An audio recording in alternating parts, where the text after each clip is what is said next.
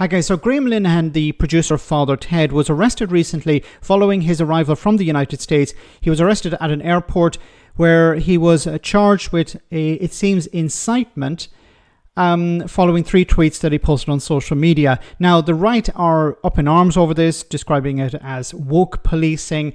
And of course, somebody from Reform, or a former member of Reform, was invited on to LBC to discuss this. But I think he's getting the wrong end of the stick here. Have a listen. We've got a position where Father Ted producers has been arrested at Heathrow Airport. Come on. I mean, like, is that a conspiracy theory? I think actually some of those ideas were quite prophetic. You think that's woke policing? I do think that's woke policing. I think that's a very harmful attack on freedom of speech. So removing the idea of the incitement to racial violence through writing things on social media, that would be a possible plan in government for a party. What you've got to do with incitement to violence is no one wants incitement to violence, but you've got to make it specific and directive. You can't just say if someone mouths off about something, that isn't incitement to violence. That's just someone expressing a violent opinion. And we used to have a maturity around that.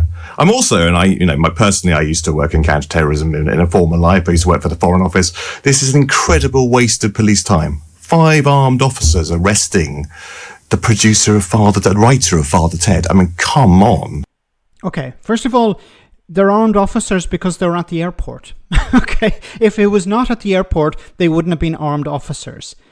Surely somebody who worked in counterterrorism knows that officers at the airport are armed.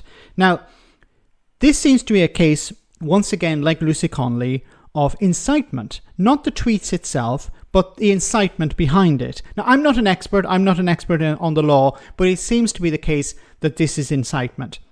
Now, he'll have his day in court, and if he's found guilty, he will be found guilty, and if he's found not guilty, he'll be let go. And whatever way the decision is taken by the court, it must be respected. But what it seems to be is it's a case of incitement directed at a protected class, because trans people are a protected class.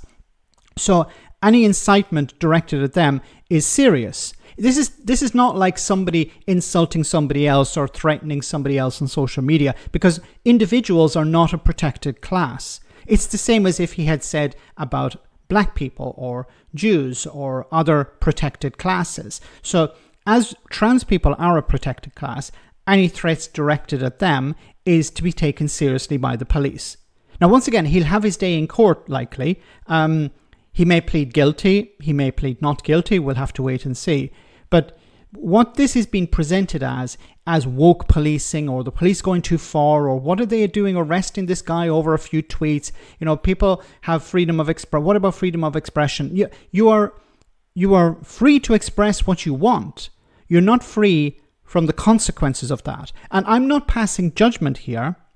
I'm just saying, if you engage in what's seen as attacks on protected classes, then you're going to have to suffer the consequences of that. Because it just replaced trans people with any other protected class, and he would be facing the same consequences.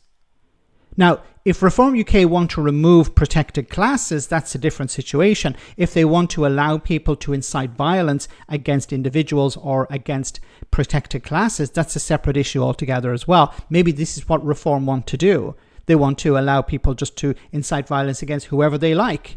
But the problem with that is it could also be incited against Reform, against Nigel Farage, against this guy as well, if he's going to remove any sort of protection for people. I'm not sure Reform UK know what they're doing here. They see a bandwagon to jump on, and the Conservatives have jumped on it as well. But if you remove protected classes, then it's a free-for-all, and you'll end up with very serious consequences. Let me know in the comment section, guys, what you think, and I'll see you in the next video.